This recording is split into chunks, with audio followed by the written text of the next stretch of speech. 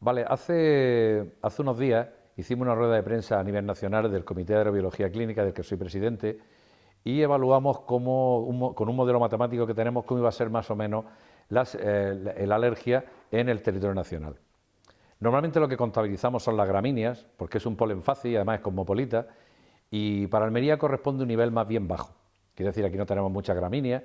Y después este año también ha coincidido una doble vertiente. Una ha sido la sequía tan extraordinaria que estamos sufriendo.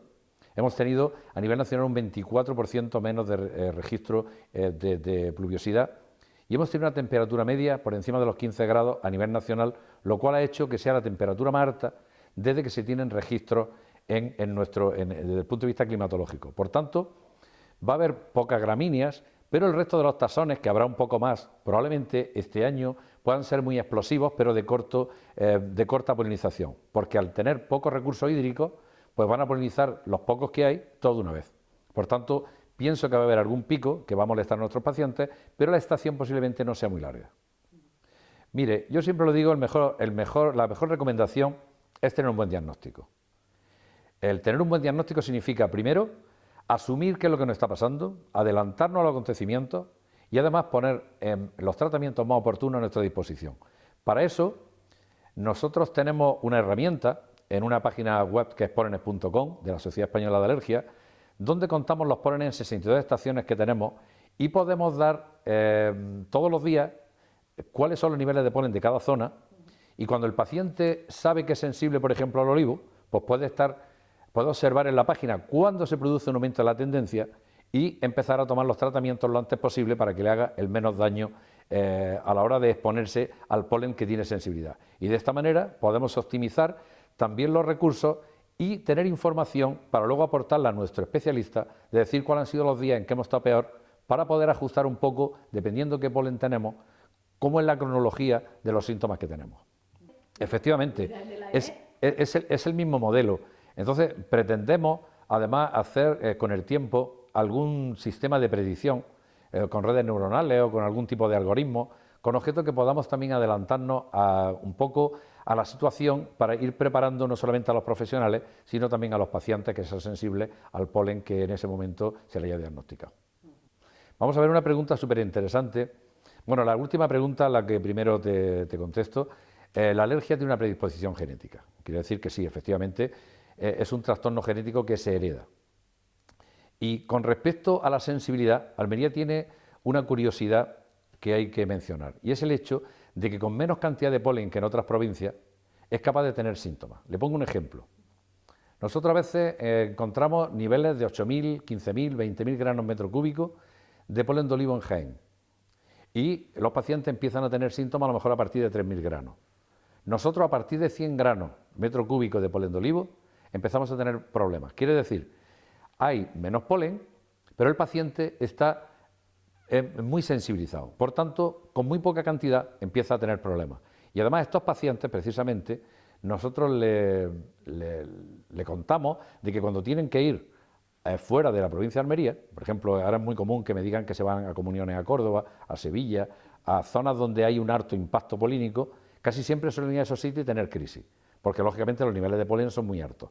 Quiere decir que aunque no haya unos picos excesivamente de pólenes, nuestros pacientes también tienen sintomatología con pólenes y padecen la enfermedad. Aunque hay que hacer una mención especial de que en nuestra área los ácaros del polvo tienen una significación mucho más prevalente y posiblemente haga mucho más daño, puesto que es un alergeno perenne, le haga mucho más daño a nuestros pacientes que quizás algunos pólenes.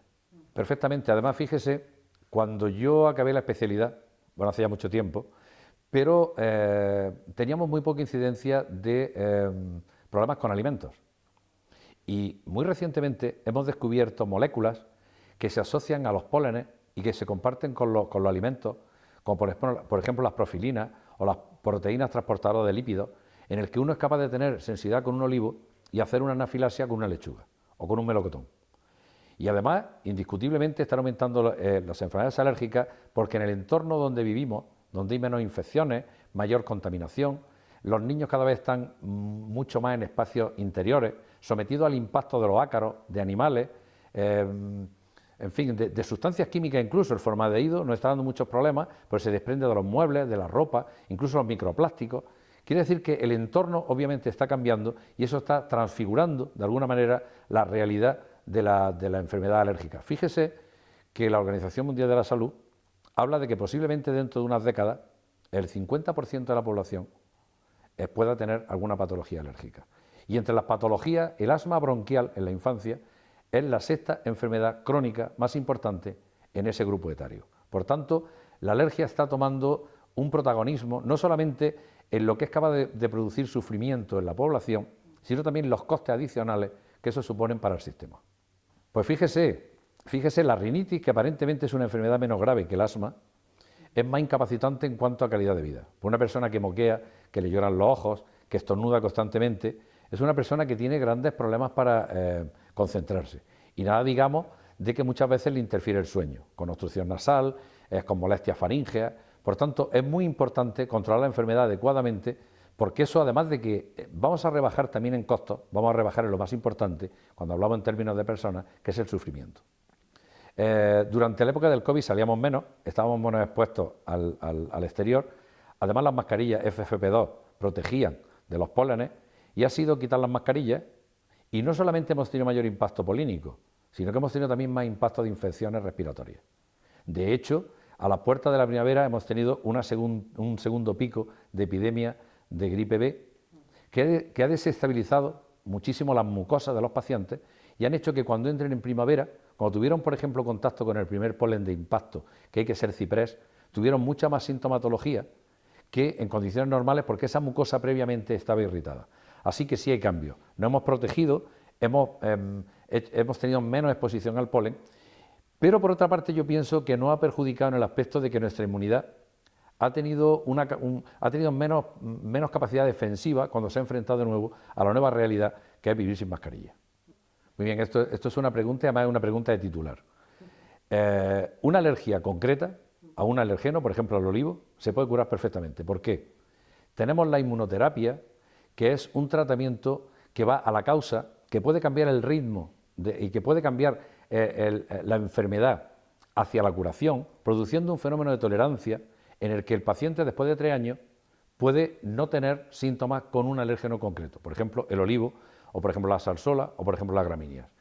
Si bien es cierto que hay una pequeña mala noticia, el paciente alérgico, como decíamos, que era un paciente que estaba genéticamente predispuesto, nosotros podemos curarlo de una sensibilidad específica, pero al tiempo puede desarrollar alguna otra sensibilidad. Imaginemos que le quitamos a un niño alergia al ácaro, pero mete en su edad adulta un perro y a los 15 años de tener perro desarrolla una sensibilidad por el perro. No obstante, volvemos de nuevo a la buena noticia inicial, podemos hacer una segunda de sensibilización con ese alérgeno y lograr que ese paciente pueda vivir perfectamente con el perro o con los ácaros o con cualquier alérgeno. Bien, tenemos grupos etarios diferentes. Por ejemplo, los niños lo primero que desarrollan son problemas dermatológicos como la dermatitis atópica o problemas de intolerancia a proteínas de la leche, del huevo o del trigo. Después los grupos medios, lo que son ya los niños un poquito más grandes, suelen ser niños que son tosedores, que tienen muchos síntomas respiratorios, que pueden empezar ya con síntomas nasales como estornudos, picor de nariz, picor de ojo, incluso directamente con enfermedad asmática. Y después tenemos el grupo de adultos, que en un trabajo que hicimos en el 2015, que se llamaba Alergológica 2015, pudimos ver cuál era el perfil de adulto normal que teníamos la paciente en la consulta. Y era un paciente aproximadamente de 35 años que debutaba en un 55% de los casos en la asistencia a nuestras consultas con sintomatología nasal y ocular y que en un 25 o 30% podían hacer enfermedad asmática en algún momento de su vida. Bien, para mí lo más importante que tiene que hacer un paciente es que cuando tenga síntomas compatibles con una enfermedad alérgica, se haga un diagnóstico, porque ese diagnóstico va a hacer de que podamos orientar la enfermedad desde estadios más iniciales y sabemos que cuando se utilizan los tratamientos como la inmunoterapia en estadios iniciales, los resultados son abismalmente mejores. Y además le permite el poder prevenir, lógicamente, la enfermedad que tiene, porque si el paciente conoce cuál es el alérgeno que le hace daño, puede evitarlo en parte o puede por lo menos anticiparse desde el punto de vista del tratamiento al evento. Y una cosa que sí me gustaría decir, que es muy importante, es que ya hemos pasado de la medicina paternalista y necesitamos a pacientes que se comprometan con la enfermedad.